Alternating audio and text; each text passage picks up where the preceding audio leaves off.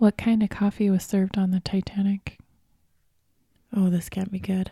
What? Sanka. Too soon? Too soon. Hungry Squared, bringing you the best food talk anywhere. Welcome to the Hungry Squared podcast where the brain and belly meet. I'm Sharon, the Wasatch Cooking Guide. And I'm Winter from theredparty.com. This week, we are talking to our butcher. Our butcher? Yes, we have a special guest, Tom Matthews. He is the butcher at the Woodscross Smith's Food and Drug, and we are so excited to talk to him about beef and kind of different cuts of meat and how you should prepare it. Yay! I think it's going to be so fun. Let's talk about it. Sharon, how's your week been? Did you eat anything fun or this week or anything new and noteworthy? Well, it's been a busy week. And so I have kind of been all over the place, but I was super excited because my very good friend Brownie Locks texted me on Wednesday and said, "Look, I bought the whole shelf of our favorite tea at Trader Joe's." It's a seasonal tea. It's the Trader Joe's candy cane green tea. My goodness. But I'm kind of mad because I think we go to the same Trader Joe's. And so now I have to wait. Since she bought the whole shelf, I have to wait for them to restock. Yes, you will have to. But I've been rationing the boxes that I bought from last year. Okay, so you're I've still been okay. drinking like a box a month. But that only lasts you like not even half a month. Well, and now it's getting cold. And it's totally cold. Yeah. We got our first snowstorm just very recently. So. Yeah, it was 70 degrees and then the Bam. next day it snowed. So it's definitely cold and it's definitely warm beverage time. Yeah, so I'm super excited. I just have to wait until Trader Joe's restocks their tea shelf since Brownie Locks stole it all. Yeah, if you guys don't know what we're talking about, go listen to our tea episode with Raylene Gannon when we interviewed her about tea. Winter, what did you eat this week? So I met a really lovely blogger this week. Oh, who'd you meet? So I went to a party actually, and it was a holiday party with some other bloggers, and I met, her name is Nina, and I probably am not going to say her last name correctly. So I'm just going to tell you what her blog is because she was absolutely lovely. Her blog, the address is Paint the Kitchen Red. So they were made with phyllo dough. Okay. And they were hexagonal shaped. Okay. So she like nestled them right next to each other, but they were these little individual bite-sized things that were phyllo dough, and then nestled inside of it, there's cheese. And I can't remember like a the tart? Cheese. Yeah, like a little tiny tart, a bite-sized tart. And then there was cheese and then this honey walnut topping, something or another. Honey, walnut, and cheese. Yeah. It was delicious. Yum. It was savory. Obviously, the honey helps things. It was definitely a little savory bite. I went back, I don't know, half a dozen times to get a couple more. I don't know. It was so good. Everybody thought it was supposed to be a dessert, but no, I ate it for dinner. And she told me that it was supposed to be for dinner, not for dessert. So nice. I don't feel so bad. But go check her website out. It's great. She's delightful. Once again, it's paintthekitchenred.com and her name is Nina. That's what I ate and it was wonderful. Cool. And now for the main course. You guys, we are so excited to be here today with Tom Matthews. He is the butcher at the Woodscross Smith's Food and Drug. Thank you so much for being here with us today, Tom. You're welcome. So, Tom, we had this idea because I don't know very much about meat. I think generally there's a lot of confusion about different cuts of meat. And so that's why we brainstormed and thought we should have you on today. My first question for you, how did you become a butcher? Well, what I did is I started with Smith's about 25 years ago, and I was a bagger. Oh. And the opening came up, and I decided to go back and become a butcher. And so I came back here, and I done a 2-year apprenticeship. And I learned how to cut meat and learned about all the different cuts, how to cook the meat, how to prepare it. Then I was just a regular journeyman meat cutter. Then I became a meat manager. Been meat manager for about 18 years. Wow. Is that the usual trajectory for butchers? Like they do an apprenticeship first and then they become a journeyman? Correct, it is. The reason why is because it's a skill that you have to learn. It's just not something you can learn overnight. And so they can do a 2-year apprenticeship. That way you can learn all the different cuts and how to prepare the meat and learn all about the cows. That's awesome. So what do you learn about the cows when you become a butcher? Well, basically you learn the anatomy of the cow. And you have to learn the different cuts and where the meat come from and how to prepare the meat. So when the customers come up to you, you know what to say and stuff like that. So have you made a lot of mistakes? Yes, actually, I was thinking, I'm like, because that is a bit of, there's dexterous work. First of all, you have to use your Correct. hands and also just being able to suggest things to people that if they're asking a question about a certain meat. I'm sure you learned a lot and maybe made a lot of mistakes along the way. Yes, I did make a lot of mistakes on the way, but learned from the mistakes. It's just one of those things that, once you get educated on and once you learn how to, out of your apprenticeship, you just learn more and more and more. And I'm still learning today as we go. That is great. Let me just clarify. A butcher, you cover everything, every type of meat. You're talking the cow, the pig, seafood, everything, right? Correct. Including, Yes, I'm assuming some lamb as well? yes, lamb, veal, the whole works. Here at Smith's, we do it all. That is awesome. What about mutton? Mutton. Yes, mutton is lamb. Mm-hmm. And so, yes, we do have lamb. We have a very various variety of our lamb. We try to keep just pretty much all the basics of the lamb that customers would like. We do not prepare that in the store no more. It does come in. It's already pre-cut for us. Oh, okay. But back when I started, we used to cut the whole kit caboodle on the lamb. That's awesome. Mutton. We had a question from one of our listeners about mutton. Yes. So they've got it here. Yes, we do. We have lamb loin chops, we have shoulder chops, and we have rib chops. Since there was kind of a little bit of discussion, and I think some folks may have not heard it, our listener here that was asking questions about the lamb talked about some sections being a little tougher than others, and then Tom said something about how you would prepare it so that it didn't turn out as tough. So, Tom, I think today we're going to, if it's okay with you, maybe we can focus on beef. Let's focus on the cow, because it kind of applies to, wouldn't you say, across lamb and pig as well? Correct. It does. Okay.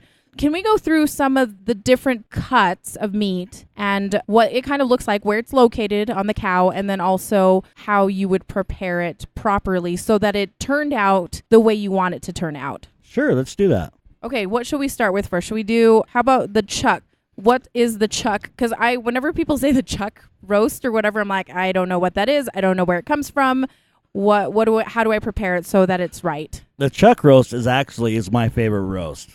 And I tell you, you put it in the crock pot. I like to put it in the crock pot. It's off the shoulder. It turns out very moist and very tender if you put it in the crock pot and you cook it slow for about 8 hours.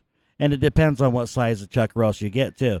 But I usually buy around 3 to 4 pound chuck roast for my family to feed my family. And that's about the average what people do. But what you'd like to do is put a little bit of water in there, your seasonings, your vegetables, and just cook it on low, cook it all day for 8 to 10 hours.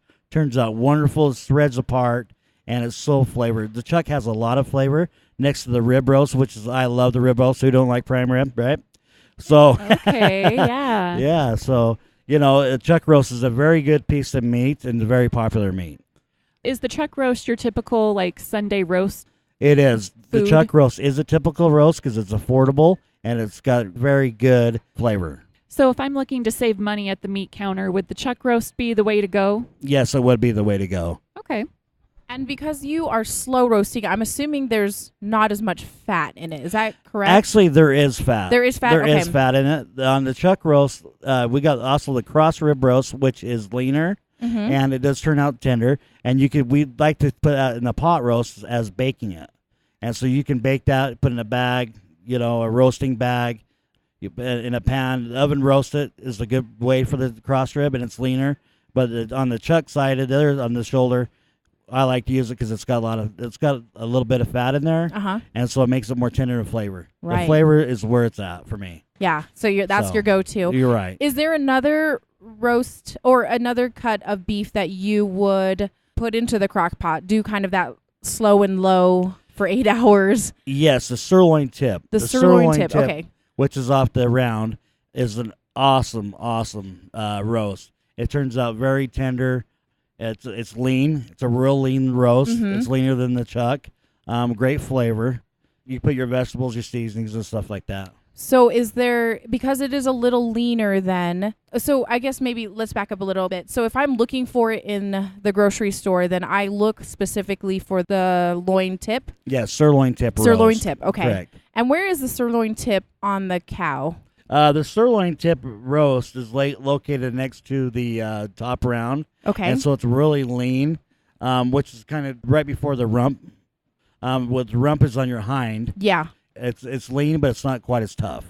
Very, very good flavor, though. Very tasty flavor. Okay, well, that is good to know. Now let's move on to the brisket. Everybody hears brisket. At least I hear brisket when I go to a barbecue place. I think Texas, they live and die by the brisket, if I'm not mistaken. They do. They live and die by that. So what do I do with the brisket? Where is that cut from the cow, and what makes it different and special, and how should we prepare it? The brisket is from the breast of the cow. And what you want to do to prepare that, you'd like to smoke it, because longer you cook it, the tender it gets, and the smoke flavor gets in there. It's a very, very tasty piece of meat.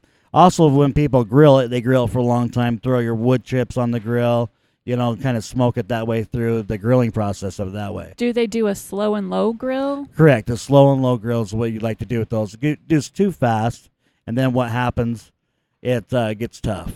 Okay. So how long would you grill that for if you're doing the slow and low? You keep it stocked with the wood chips to get the smoke, right? Yeah, you're going to want to do it for at least 6 hours for the brisket. It's a lot of work, but I tell you, it's worth the work. So you're doing like some coals in your barbecue, right? Right. And just putting the wood chips on top of those coals? Correct. You make sure they're damp wood chips. That's how you get your smoke to come out into the smoker. But I tell you, or your grill. Your Weber's or anything like that, you just wetting it down, the chips down, and then the smoke comes out of there with the briquettes. Okay. I've heard of some people baking the brisket in the oven, like roasting it that way. You can do a pot roast out of the brisket, but it doesn't turn out as tender. You can do it. I prefer to use a smoker on it. Gotcha. Really quickly on the brisket, how much fat is in that cut of meat? Well, there is fat. It's a leaner piece of meat. It's a leaner piece of meat. It's a lean piece of meat. Now, you'll notice on the back of the brisket that we got probably about a 1/4 inch fat that we leave on there ourselves. Oh, okay. And that reason why is for the flavor for the brisket. Okay. And so, but when we actually get it, we're trimming off by about a 1/2 inch off. Oh, there. really? Yeah. But you're still leaving a little bit just for flavor. Right. You want the to flavor leave profile. at least a 1/4 inch for the flavor. Oh, that's great. Okay. Yeah. That way, when it melts down when you're cooking, it just gets all the flavors in there. So does that mean when you're smoking it, the fat doesn't? I guess the fat probably drips down onto the grill a bit. Right, it does. And then when you're done, you can trim it off because it's really soft. Yeah. And so you can just take the last of the fat, what's left, you just trim it all off. Oh, that's perfect. Okay, that sounds really good. Great piece of meat. Let's move on. I don't understand what the tri-tip is, but I'm assuming it's a group of muscles or something that create this tri-tip area. Or where is it located on the cow? It is a muscle. It's a leaner muscle. And actually, it's located towards the loin part of it. Okay. It's a great grilling steaks. It's great grilling roast. It's kind of a slow. You want to take at least an hour off that. Oh, okay. Mm-hmm. What should I look for when I'm looking for a tri-tip? Are they generally, if I get a tri-tip, it's pretty easy to find a good one, a good cut of tri-tip? It is, because the marbling comes in pretty consistent on the tri-tip. Okay. It's really consistent. So maybe I should back up really quickly and ask you a follow-up question. When you say marbling, what does that mean? Okay, marbling is the fat that goes through the meat, which is the muscle of the fat, and it gives it for flavor. The more marbling we have is the more flavor you're going to have in that beef. Right. And so a little bit more, when you look at your steaks and stuff like that, when you go through it, you'll see the white marbling go through the steaks. That's what you want. Okay, so if you want a little bit more flavor, then look for a little bit more marbling. Correct. Okay. Not necessarily the big layer of fat or anything. Correct. Is that right? It's the marbling inside the meat, yeah. Okay, well, cool. Thank you for that answer. You're welcome. I like to clarify those things. Let's go on to steak. When I go to a restaurant, I see flat iron steaks, I see flank steak, I see ribeye, prime rib, skirt steaks, all sorts of T-bone, porterhouse. What's the difference between all of them, and what are some of the best cuts that I can get at the grocery store? Okay, my favorite is, well, let's go for the difference. Right now, it's the difference of the parts of the cow first. And you got your rib, you got your loin meat. But my favorite is the rib. And the reason why is for the flavor. Because it's got the most consistent marbling through it. And the flavor of a ribeye is the best flavor. Now, if you don't want all the fat, the marbling that goes in that, you can also get yourself a New York steak, which they're leaner. And they do have a little bit of marbling in them. And it depends on which grade of meat you get. You get select, you get your choice, you get your prime. And your choice is your prime. It goes, well, your select is a little leaner. Then your choice is a little bit grade upper grade, which has a little bit more marbling. And then your prime has a lot of marbling in it. Okay, that's another question that I think that we had was the differences between the select, the prime, and the choice. And that's just the marbling? Is correct. That what it is? That's correct. What they do is when they're at the plants, they inspect them and they look at them and they see what they're going to grade the beef, the parts of the beef. So if this one comes out, it doesn't have that much marbling, it goes out as select. If it comes out a little bit more marbling, it's your choice. Then a little bit more, then goes to your prime. And that also goes with what the farmers feed them too. The more the green feed them, the more fatty they're going to be, the more prime they're going to be. Oh, okay. So it's not necessarily if I'm trying to cut back on my fat intake that I should go with prime? Correct. Yeah, if you're trying to cut back your fat intake, you can go with the choice, which is going to be super tender for you, and it's going to be in less fat. Okay. Tom, yes. How do people grade those? Is it the butcher that's grading? No. Okay. The USDA grades them. Oh, okay. We don't grade them here at the store. They come into us already graded. Okay, so you can take them and you guys cut them up and then label them as such. So correct. There's an agency that actually the USDA that grades the meat before it even gets to you. So from probably the slaughterhouse, correct, between the slaughterhouse to the butcher. Is that right? Correct. That's exactly right. Oh, okay, I had no idea. And it was one of our listener questions that was submitted ahead of time, so that's why I wanted to make sure we asked that and clarified. Yeah, so. USDA. That's all USDA inspected meat and USDA warehouses or slaughterhouses where they go through and they grade all that and they send it out to us. Okay, great. When we buy them. A couple of other questions about the ribeye because I yes. know that Very good. I know that is the steak of choice for my husband Lee, and he's sitting here right now being our sound engineer. Hi Lee, thanks. Lee. With the ribeye, what he does generally is he just quickly grills it medium rare. Is that about right? That is, it's up your preference, but my preference is medium rare also. Mm-hmm. But if you want it well done or if you want it rare or medium, it doesn't matter how you cook that steak because that steak's going to turn out whatever. It's going to turn out great, fantastic. Yeah, no because isn't it quite a bit of marbling in the ribeye? Correct, and it's so tender, great flavor. And I prefer the medium also. You know, like I was just saying. And some people don't want the blood. And when you still can do it well done. And it's still going to be a fantastic steak. Right. Okay. It's up to your preference, really, how you like your meat cooked. Now, the ribeye is a little bit more expensive, if I'm not mistaken, because it is a pretty tasty, forgiving piece of meat. Correct, it is. It's a very forgiving piece of meat. That's good to know, because I know there's some people that in our family that don't like to have rare or medium rare, and so they cook it pretty well done. And so this would be a good cut for them. Yeah, it would be an awesome cut for them. Okay. They could do a roast or steak. Okay. It'll turn out fantastic for them. Awesome. Okay, Tom. Now, I have sometimes not talked to my butcher and just purchased something that looked good. Mm-hmm. And then it ends up being kind of a tough piece of steak. So I probably purchased something that was more off the shoulder, probably. Yeah, like the chuck. Yeah, something like that. So yeah. I'm wondering if you realize after you purchase something that you did purchase something that was on the tougher side. If you could maybe go over so some of the things that are from the shoulder, what are the names of those cuts of meat usually?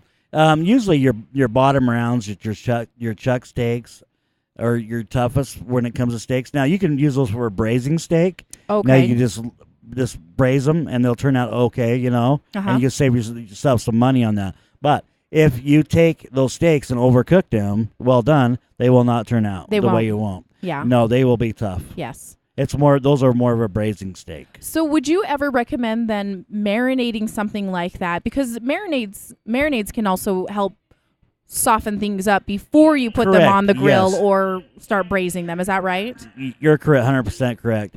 If you marinate your steaks like 24 hours ahead, it does lean them up. I mean, not lean them up, but it does tender them out a little bit to a certain point. And then you just, on your cooking, what you want to do is you don't want to cook fast. You want to cook slow, you know, because if you want it well done, you're going to want to cook it slow. And, you know, it's going to still turn out not as your tender, it's like your ribeye or New York, but it's a braising, just a quick braise. You know, that's the ideal for a chuck and bottom round. Okay, so be careful when you purchase stuff that if you do happen to get something that is a little tougher, to give it a good marinade.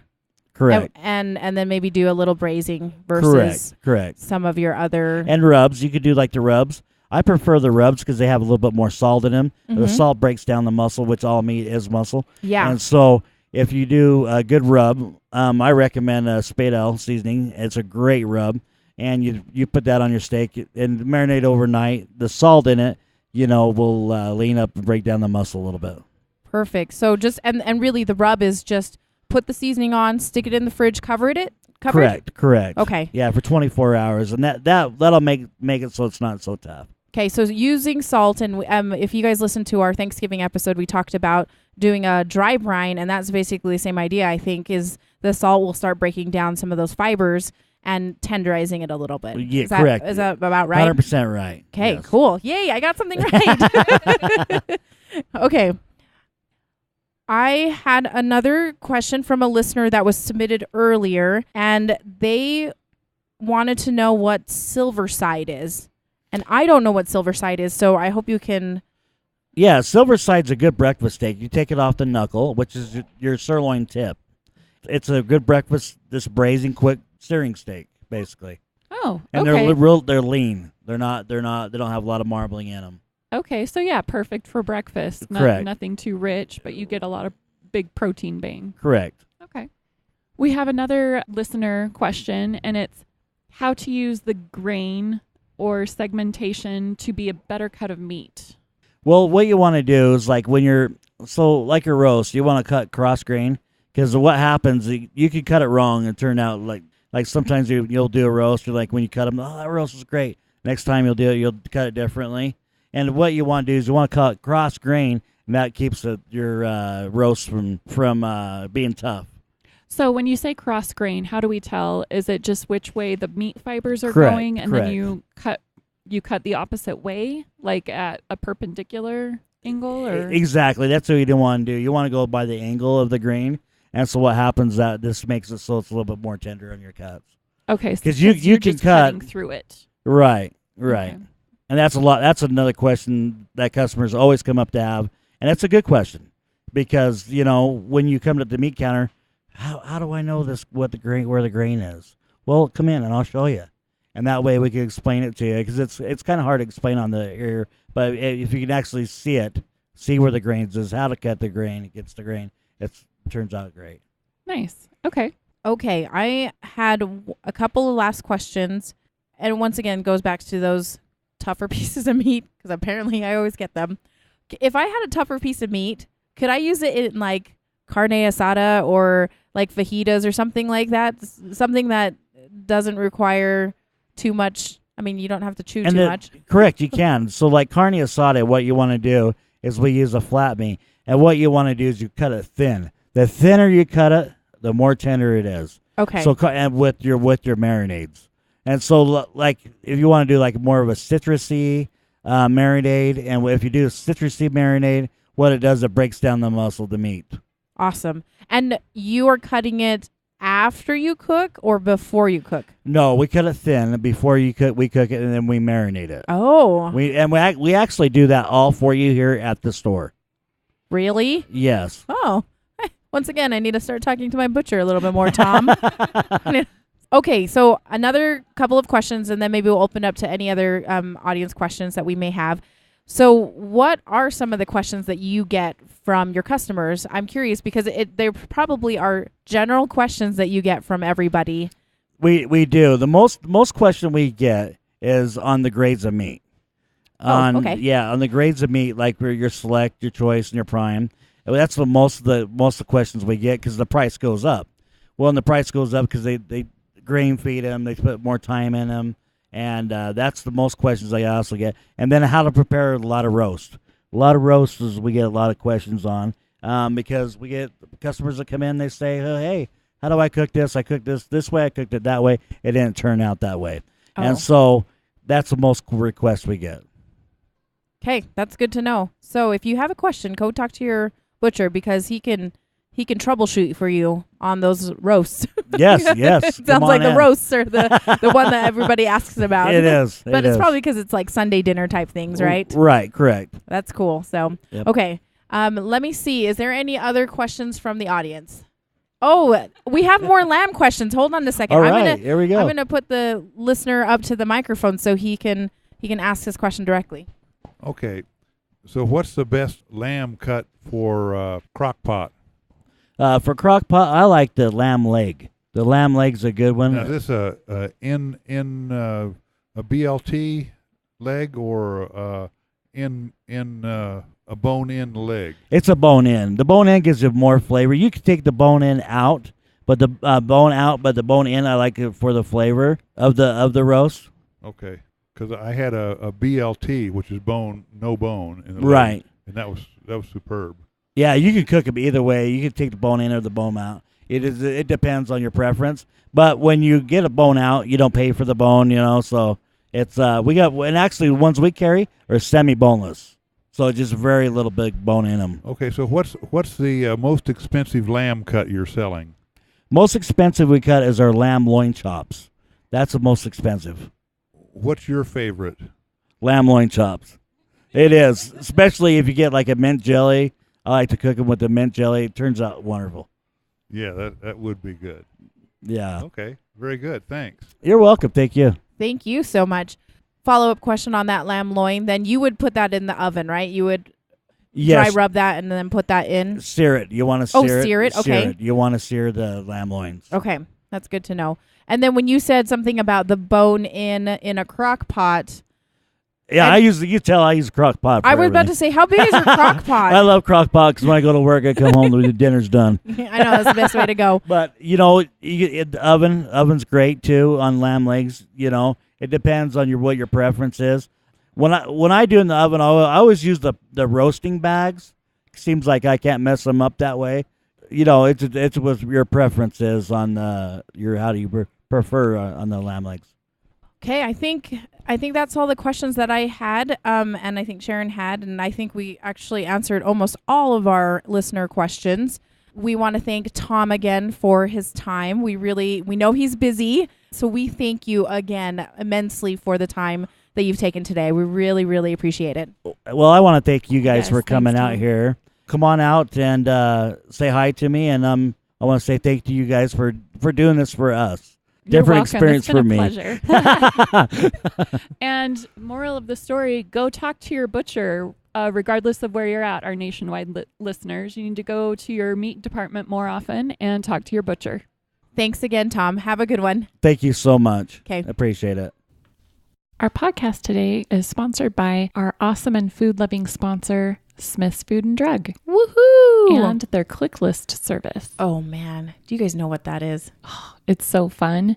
It's where you go and get groceries online and then just go and pick it up. It's really a nice little service, you guys. So it's getting cold. It's getting snowy. Nobody wants to go and drag all their kids to the grocery store in the cold and the snow. No. And then schlep them into the grocery store and then schlep them back out with all your groceries. No, because then you have to unbundle the kids in the grocery store, bundle them back up before you go outside, load your groceries up. It's a hassle. It's a hassle. But the way ClickList works is you, like Sharon said, you get your groceries online, you order them ahead of time, and then you figure out when your pickup time is, and then you go, and there's like a spot. And it's a spot kind of usually off to the side, but right in the front there. And there's a sign that says, please call this number when you're here. And you just dial that number, and all of a sudden, like a couple minutes later, your order is coming straight out to you. And they load stuff up into your car and everything. That's awesome. I know. So potentially all winter long, you wouldn't ever have to be cold when you grocery shop. You could walk into your garage, get in the car, drive over to the store, they'll load it in, and then you just drive home. That sounds pretty good. Just saying. And if you go to hungrysquared.com, in our show notes, we're going to post a coupon from Smith's. Yes. And it's $5 off instantly when you spend $50 on one click list order. Make sure you print it off and you bring it with you, because the coupon, it'll say that they won't take the coupon right there on the click list website, but they will definitely take it when they're delivering your groceries to you. So it's redeemable on site. yes. So bring that with you. They can scan the coupon. This coupon is good till December 31st, 2016. So you have plenty of time to give it a try. The holidays are coming, so might as well take some of that stress off of your plate. Yeah, $5 off. Even when you bring your own bags to the grocery store, you only get a nickel off. This is $5 whole off. Come on, you guys. This is going to be so awesome. Thanks, Smiths. Yay. Thank you. Let's have a food fight. Food fight, food fight, food fight, food fight. It's winter. This is the segment where you can email us with your relationship questions relating to food. You can email us at hungrysquared@gmail.com. Disclaimer, we are in no way professional relationship experts, but you should totally listen to us anyway. If you need professional help, please seek it out. Food fight, food fight. The food fight segment of the show. Here we go. Okay, Sharon, what's our question for this week? It's from the flag twirler. What? That's how she signed it off. Says, Winter and Sharon, I recently started dating someone and I want to know your opinion. Oh. That's so nice. Yeah, it is. I don't know if we're qualified to do that, but okay. We're totally qualified. What are you talking about? She says, every time we go out to eat, he orders soda with no ice. If it's ever served to him with ice, he sends it back. Every single time. Oh, let me read it correctly because she wrote periods. Every single time. Is this a red flag? Sign the cautious flag twirler. Aha, okay. So he likes soda with no ice and doesn't ever want to ice, apparently. A couple of things that come to mind, that it could be a cultural thing. How so? In quite a few countries, they don't have ice because... Like they're incapable of having ice? Yeah. What? They have refrigeration everywhere in the Western world. I just think, okay, so let me back up. Let's talk about it historically, right? There's a lot of countries that do not have ice because they don't have potable water in order to make ice cubes that are safe. Oh, so we're talking about like right? the Sudan or something? Like I don't No, there's a lot of places. Okay. Okay, so there's that. Well, there's some places in the United States. Yeah, that's true. So there's that. And then I think in some countries, they don't like having their drinks that cold either. Oh, There's a possibility that this person culturally doesn't like ice. true. He could have sensitive teeth. He could have sensitive teeth. Yeah. But you know, those drinks sometimes coming out of not the drinking fountain drink dispensers Yeah. are the pretty soda cold fountain. too. That's true. Sometimes I get no ice just because I really want more drink and the soda's cold anyway. And that means that he's frugal. That's a good quality. More bang for your buck. I have another reason why he may be sending it back. Because he's super annoying and sends everything back. No. Well, she only mentioned the drink part. Every single time. Every single time. My husband, Lee, doesn't like to have ice in his drinks either. And he has a couple of reasons why. The first reason is that he doesn't want the ice to dilute his soda. Sure. Understandable. He's a purist. He's a purist. He likes his Coca-Cola pure. So that's one thing. And then the second thing is he knows, because he's worked in restaurants before, that some ice machines may not get cleaned out as often as they should. Ew. I think he's just being cautious. I'm like, meh, whatever. So maybe he's a little bit of a germaphobe. Oh, okay. Germaphobes can be interesting to date. Purists can be kind of interesting to date too. That's true. Okay, what do you think? Is this a red flag? I judge people on how they go out to eat. I'll just put that out there. We've had a discussion about this before in a previous food fight. Yeah, there's been a few food fights. Like I judge people like, how's your dinner conversation? Or how do you tip? Yes. And another thing is like sending back the food and your manners, your etiquette with your wait staff. Right. I think it depends on how he sends it back. You know, maybe like he is a really big germaphobe. And so he's like, no ice. I need a clean glass. Yeah. But I think it just depends on how he sends it back. I have known and loved many a picky person who is persnickety about something. Yes. And Aren't we all though? yeah, for sure. There's a billion things like when you go out to eat, you're like, oh, I totally love that, except without this, and that. Mm-hmm. I think it just depends on how he sends it back and if he's courteous about it. You should be courteous. Yeah, and I think that should also reflect in your tip. Yeah. I try not to send back food. I want people at the restaurant to like me as much as possible. I don't know what goes on back there. There are tons of chances for people to touch my food. Mm-hmm. Complete germaphobe, I am not. A little bit of a germophobia. Yeah. And so just the less chances that people have to like, oh, it's that jerk at table 10. Yeah. You know, oh, well, I'm going to make sure, you know, of course they're probably not going to spit in it, but I don't know what they're doing. Short me some fries. There's I don't a lot know. of things where it could go wrong. Just the fact that food comes out of the restaurant that I've been to a few times and have not gotten sick from, that makes me happy. And I want to keep that going. Yes. So I don't like sending things back. Yeah. If it's terrible though, I mean, I have sent it back, you know, like, hey, this steak is burnt or right. I don't know. And it's a drink too. And I think that's an easy fix. Kind of like usually when you place the order, you could be like, can I get a Coke with no ice?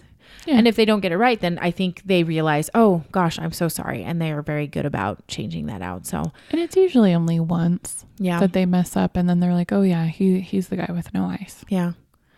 To the cautious flag twirler, I want to see if she can get to the bottom of it. Maybe she should just ask him, why do you never get ice? And he may have a reason. Yeah. And then maybe you'll start getting no ice either. Who knows? There you go. I don't think it's a red flag. It's still early. It's not necessarily a red flag, but depends on how he does it. If he's a jerk, you can judge him and leave him. You should treat everybody with kindness. Kindness goes a long way. It does. Even when you send your drink back. Thanks for joining us today on our show. You can find us at hungrysquared.com on iTunes, Stitcher, Google Play Music. And if you hit subscribe to our podcast, wherever you find your podcast, that would be great. And share it with your other food-loving nerds. Woohoo! And of course, go to our website, www.hungrysquared.com to get that clickless coupon too. So that is a fun little addition to going and checking out our show notes this week. Thank you so much, you guys, for coming and joining us. And we'll see you next week for another week of food nerdery. Okay, love you. Bye. Bye. Hungry Squared, yeah, Hungry Squared.